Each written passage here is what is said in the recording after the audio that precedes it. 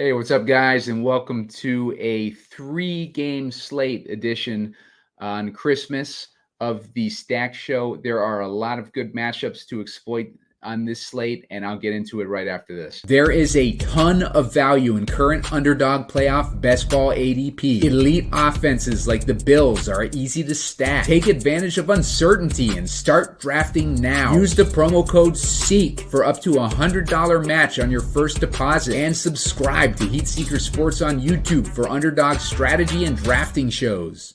Hey, what's up, guys? Simon Edwards at PumaCom here with Heat Seeker Sports, and you're watching the Christmas slate show. And I'm going to be covering all three games on this slate. We're going to be building some lineups and try to figure out the best way to construct lineups on this three-game slate to get us some extra presents on Christmas with the money we'll be making on DraftKings. And before I get into that, make sure to hit the like button. Looking for 15 likes. Going to try to get out a San Francisco showdown slate show in a minute here.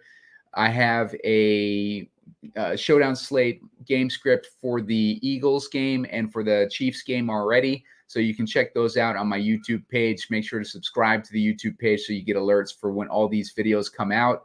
And you can do that at Heat Seeker Sports on YouTube. And make sure to sign up for Underdog using the promo code SEEK, SEEK, like Heat Seekers. And that's going to get you up to a $100 match on your first deposit on Underdog. And you're going to want to do that because pumping out a ton of this playoff best ball content, a lot of good value in those games, and we can make a lot of money on those contests. Just follow the YouTube page and make sure to get your money in Underdog now. There's a lot of people who don't really know how to draft yet. It's not a widespread thing yet for playoff best ball, and I'll help walk you guys through the best way to approach lineup construction and things like that with playoff best ball. But make sure you open up an account first and use the promo code SEEK, SEEK, to get that deposit bonus. And $100 free money gets you a ton of opportunity to draft lineups in Underdog. $25 contests, $5 contests, $50 contests, $250 contests, whatever you prefer. The options are there on Underdog. So let's get into this slate. Looking at the three games of Vegas versus Kansas City. We got the Raiders versus the Chiefs. We got the Giants versus the Eagles, and we got Baltimore versus San Francisco. And the Baltimore versus San Francisco is the headliner here. And that is going to be, maybe a popular game to stack. I don't think that it should be, though. Let me take a look and see what we're looking at for a common build. I'm going to check out my optimizer real quick before I, get into the analysis, so we can kind of get an idea if that's a game that we should fade or if we should start. And one thing with that game, though, is Brock Purdy. I was talking about him, recommending him in not playoff best ball, but regular best ball in the beginning of the season. There was something I saw with Brock Purdy last year. The guy just had a swag to him. From my background, like in wrestling, like one of the things that I used to look for was, when I'm editing videos and stuff, is I would look for guys that had, like a it factor to them, like showed a lot of charisma, when they were playing, and just had a it factor to them, an X factor. And when I first saw Brock Purdy starting to play, I noticed that right away with him, that he had that charisma to him, and he had that intensity and calmness under pressure type of persona. And I had a feeling that he was going to be like a really good player. And I was even though he had that whole thing with the Mr. Irrelevant and everything, it felt like he was going to be a legit breakout. And this year he has proved that he is a legit breakout. I think he's been having an MVP season this year, and the guy has just been he leads basically every metric for a quarterback. And he's just been great this year, and I think he's deserving of a MVP. But I don't think he is a guy that I want to target on this slate. I think the guy that I want to target mainly is going to be Jalen Hurts. Jalen Hurts is in a get-right spot versus the Giants, and the Giants are a horrible defense, and it's going to set Jalen Hurts up for a nice game. I'm hoping that his ownership will be low on this slate with the recent performances that he's had, but I don't think it's going to work out that way. I think he's going to end up being probably the highest owned quarterback on the slate, but he's also my favorite quarterback on the slate, just based on his matchup and based on this get right spot that he's in. So as far as price tag, he is the most expensive quarterback on the slate at 7,600. So we're not getting a price discount on him, even though he's been up and down this season. So I'm going to plug him in right off the bat. I just think he has the best matchup, and I like A.J. Brown as a stacking partner. A.J. Brown has probably one of the best matchups on the slate. He does really well against the blitz and man coverage. He's among the top wide receivers for target share on those coverages, and the Giants blitz a ton, and they run a lot of man coverage because of it, and that's going to set up A.J. Brown for a nice game today, and I like A.J. Brown in my lineups on this slate. So just going to put that stack in there right off the bat. On top of that, if we're looking at the other quarterbacks, Lamar Jackson, he's got obviously the upside potential, but he's got a very difficult matchup against San Francisco. And, we can see from Lamar Jackson, he's put up a few of those 30 plus point weeks. Recently, he did that against the Rams. Last week, he had 20 DraftKings points against Jacksonville, and he's perfectly capable of putting up a good performance, but it's a tough defense in San Francisco, and I don't know if I'd want to necessarily start him against San Francisco. Cleveland is another tough defense for quarterbacks. He's put up 15 points against them. He only put up 12 points against Seattle, which has been a good matchup this year. He only put up 11 points against Arizona, which has been a good matchup. So he's been really up and down. Tennessee is a good matchup for quarterbacks. He put up 18 DraftKings points. And then Cleveland, the other game, he put up almost 30 points on Cleveland, the first matchup that they had against each other. So, it's kind of a crapshoot with Lamar. But if we wanted to take an ownership discount based on the matchup, then Lamar would be a good start over Jalen Hurts. But for sake of this lineup, let's put in Jalen Hurts there. Patrick Mahomes has had a very down year this year, and he faces off against the Raiders defense, which is only allowing, they're only allowing 14 DraftKings points a game to the quarterback position, which is among the league lowest. And the Raiders with Max Crosby, that's going to be a huge thing to keep an eye on. We want to make sure that Max Crosby is playing this week. He was questionable to doubtful with an infection in his knee, and he was doubtful last week too, but he ended up playing. So if Max Crosby is out, that's going to upgrade the matchup for Patrick Mahomes significantly.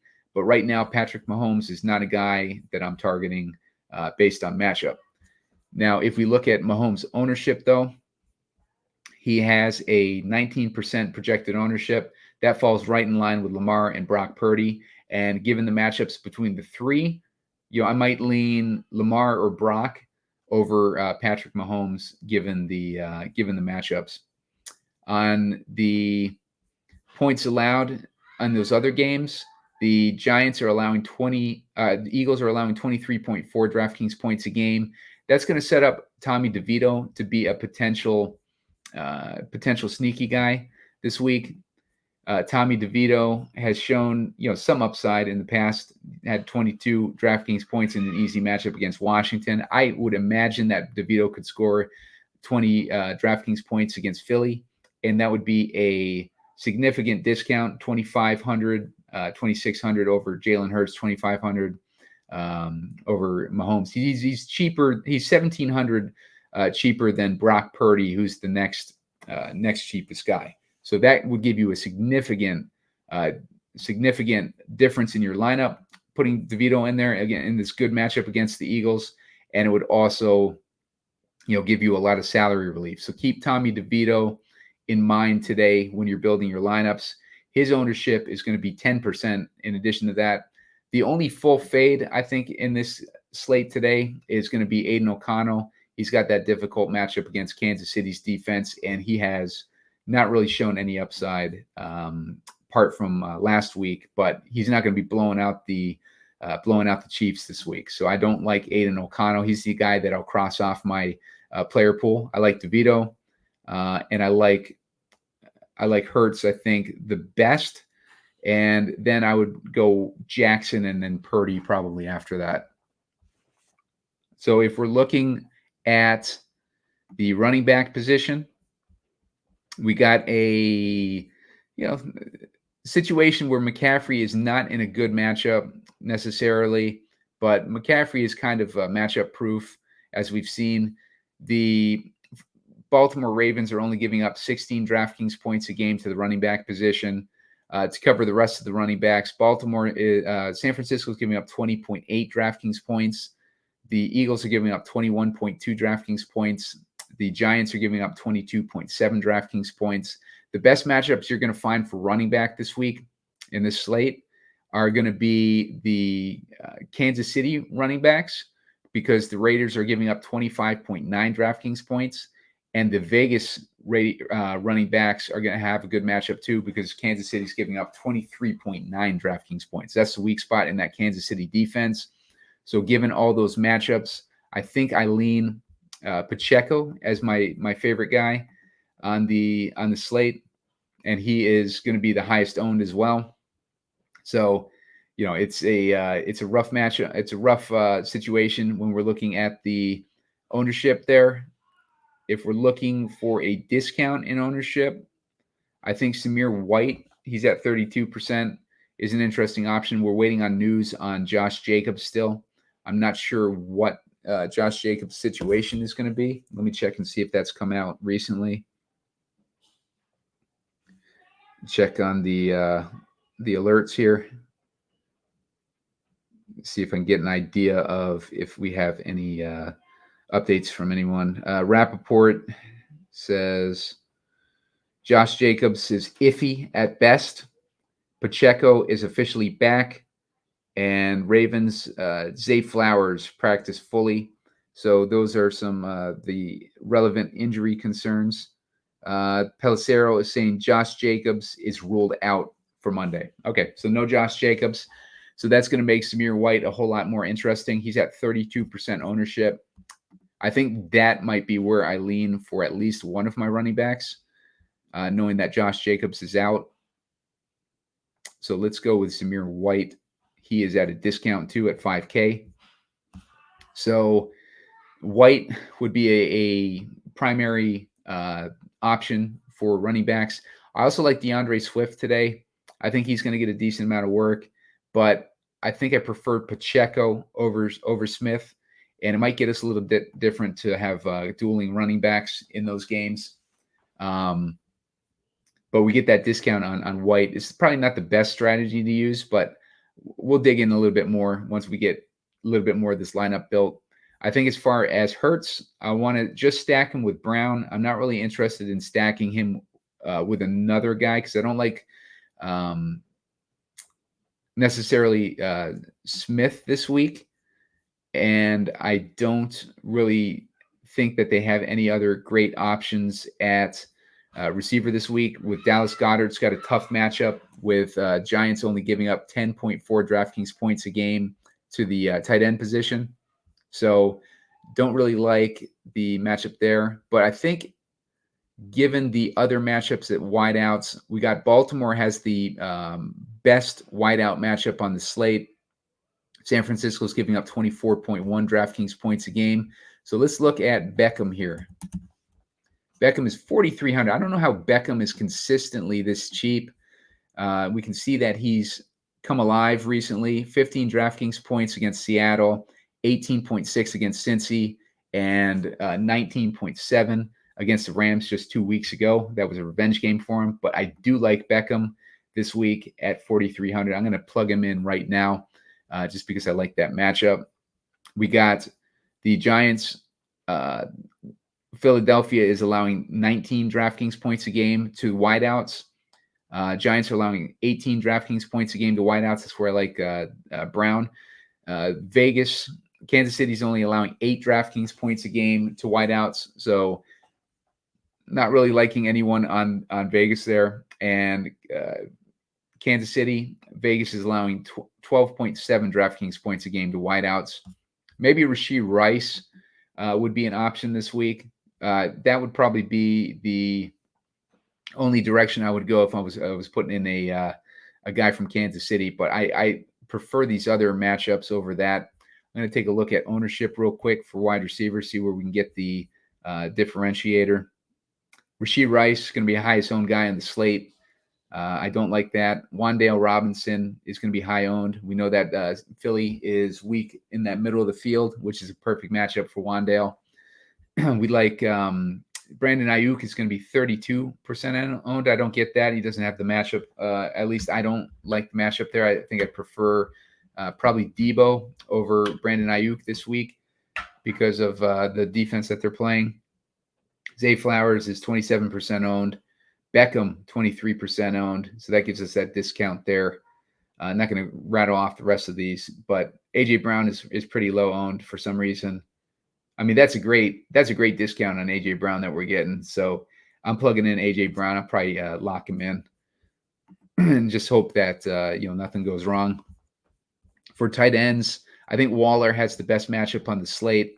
If I'm looking at the points allowed, the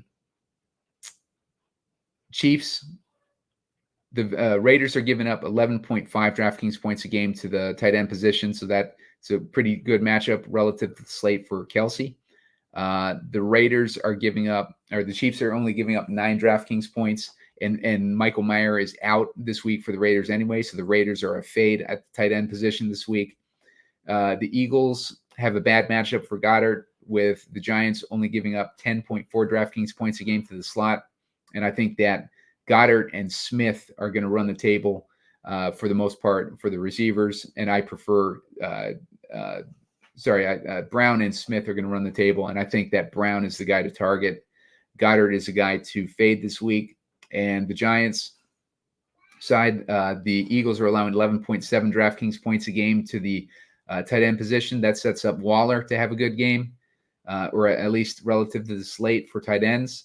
And San Francisco is giving up 12.8 DraftKings points a game to the slot, to the tight end position. So that sets up likely to have a decent game. So, given these matchups, it's probably likely Waller and Kelsey that you want to target for the tight end position. Let's try to plug in Kelsey first to see where that leaves us.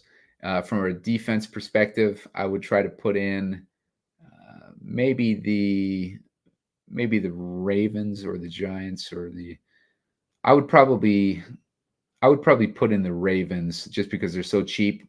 And I think it's a toss up between, 49ers, Ravens, and, like Chiefs probably. And the Ravens are the cheapest defense. So let's put them in there. Actually, you know what? I take that back. The Chiefs are going to have the best matchup. Let's put them in for now. Leaves us with 37.5 per guy left. Let's look at wide receiver, see if we can get some value there. Now, this is where I'm going to look at these New York guys because they have a good matchup against Philly. Philly is allowing 18.1 DraftKings points a game to wideouts and 21.4 to slots. I'm sorry, New York is allowing that. Philly is allowing 19.2 DraftKings points a game to wideouts and 27.1 DraftKings points a game to slots. So that is a great matchup for Wan'Dale, which explains his ownership. And Wan'Dale is at 3,900, so we can plug him in as our run back. Leaves us with 3,900 left. If we were going with that for a flex, Slayton is there, Hyatt is there. I don't know if I want to run back with 2 Giants receivers, but I don't see any other like really cheaper options there. So let's try to get cheap somewhere else. Let's take out the Chiefs. Let's put in those Ravens. If we get the Ravens D in there, that leaves us with 4,300 at the flex. Let's see what we got for the flex there. Boston Scott is on a tear with touchdowns against the Giants. I think that's pretty well established.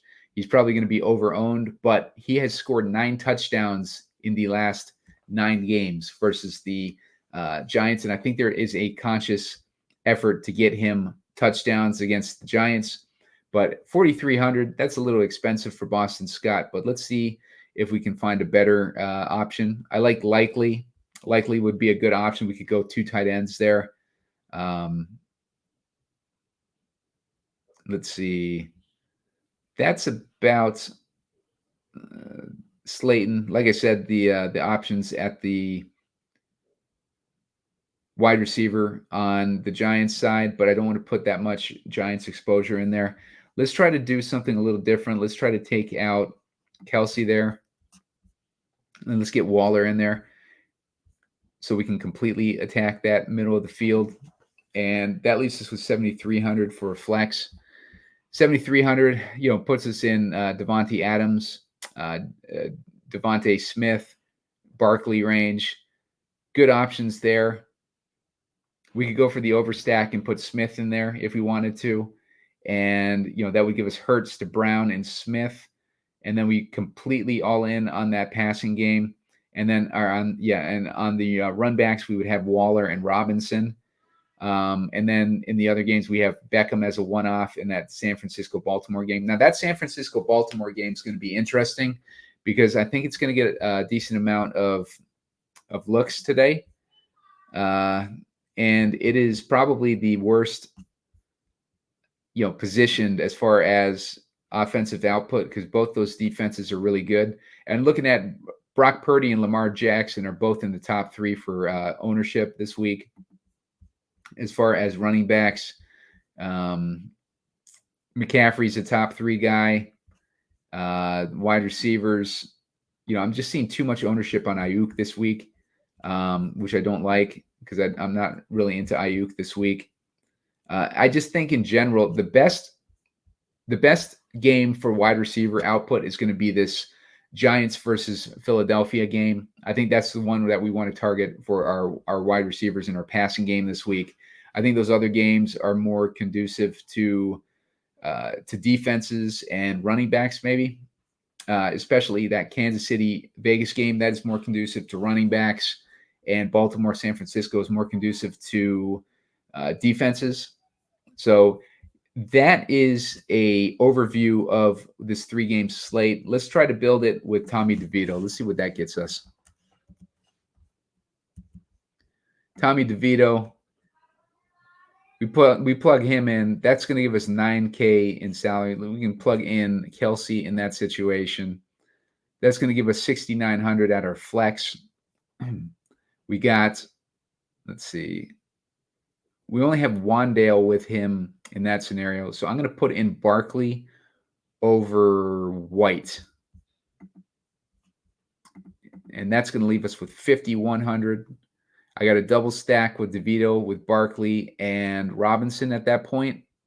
And that allows us to plug in White as a flex option. Well, we wouldn't want to plug them in flex because they're the first game on the slate. But if we plugged in White, then you want to put Barkley in the flex. Other matchups that are good would be Waller if you want to go double tight end. But I don't necessarily like that direction. I think that's the best way to go if you're going DeVito. I like all these matchups, and I think the correlation is there. DeVito to Barkley and Beckham. We're running it back with Brown. We got Robinson in there.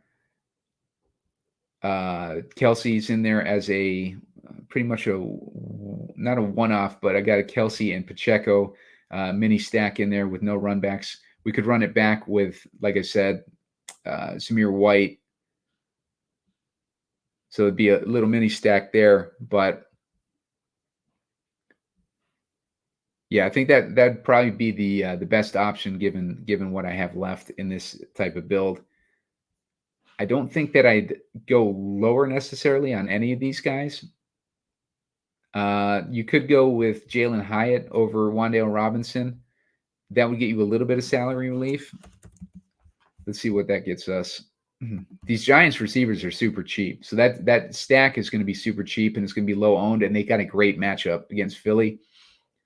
Gus Edwards, that leaves us with Gus Edwards as an option, and Clyde Edwards-Helaire, Zay Flowers, George Kittle, McKinnon is on IR, which is a benefit, obviously, to Pacheco and Edwards-Helaire this week. Jacoby Myers would be an option in that. So maybe dropping from Wan'Dale to Hyatt gives you not only a salary discount, but an ownership discount, and it sets you up pretty nicely in that last spot. DeVito, I think he can put up 20 points. I think he can put up 20 points today versus the Eagles. I wouldn't write him off. I think he's a good guy to put in those large field tournaments. He's salary relief. Everybody's going to be going towards Jalen Hurts and these other guys, but like Patrick Mahomes does not have a good matchup. Lamar Jackson does not have a good matchup. Brock Purdy does not have a good matchup. Jalen Hurts is the only one with a good matchup. And, maybe we put in DeAndre Swift. If we put in DeAndre Swift, and let's say that Jalen Hurts, that's our reason why, Jalen Hurts doesn't make it into this lineup. Let's put in, we could put in Kittle or Waller. I don't want to necessarily put Waller in there because I think that's giving us too many Giants. If we put in Waller and let's take out Hyatt, that way we have Barkley and Waller stacked with DeVito. That gives us Jacoby Myers, access to Jacoby Myers. We could put in Wan'Dale if we wanted to and just overstack the Giants. Again, this is a matchup where the Eagles are giving up 27 DraftKings points a game to the slot. So I really like Wan'Dale. I think that could benefit Waller too, though, because it's more of a middle of the field thing.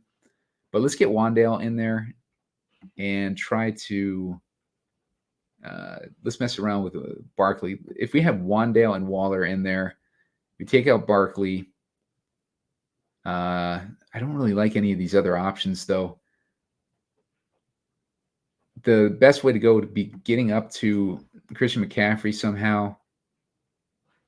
I like Beckham in that matchup. I mean, if we wanted to go to McCaffrey and get rid of Wan'Dale and put in Hyatt, that would be an option.